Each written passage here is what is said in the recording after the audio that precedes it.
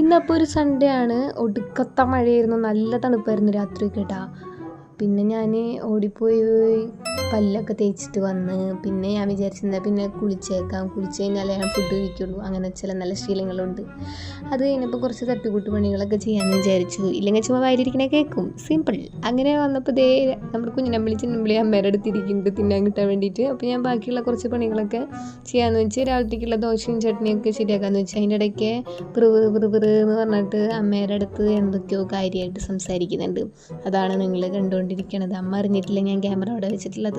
അത് കഴിഞ്ഞിട്ട് എനിക്ക് വിശക്കുണ്ടായിരുന്നു. അപ്പോൾ ഞാൻ ഫുഡ് കഴിക്കാമെന്ന് ഓർത്ത് അപ്പോൾ ഞാൻ ടി വി കാണുന്നുണ്ട്. അതാണ് ഇത്രയും കോൺസെൻട്രേഷൻ. പിന്നെ അടിപൊളി മഴ പെയ്തിട്ട് അടിച്ചിട്ട് കുറേ നേരം അവിടെ വായി നോക്കി നിന്ന്. പിന്നെ എഡിറ്റ് ചെയ്യാനുണ്ടായിരുന്നു. അപ്പോൾ കറണ്ട് പോയതിന് മുമ്പ് അതൊക്കെ ചെയ്യാമെന്ന് വിചാരിച്ച്.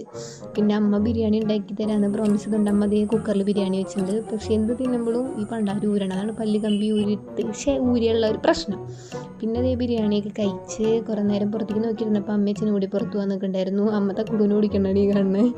അങ്ങനെ വീണ്ടും ഞാൻ കുറേ നേരം പുറത്തേക്ക് നോക്കിയിരുന്നപ്പോൾ ദാ വരുന്നു വലിയച്ഛനും വലിയ വരുന്നുണ്ട്. അപ്പോൾ എന്നോട് പായസം മേടിച്ചുകൊണ്ടിരുന്നു. പക്ഷേ ഉണ്ടാക്കിക്കൊണ്ടിരുന്നു പറഞ്ഞിട്ടുണ്ടായിരുന്നു ഫുള്ള് വെള്ളി വീഴ.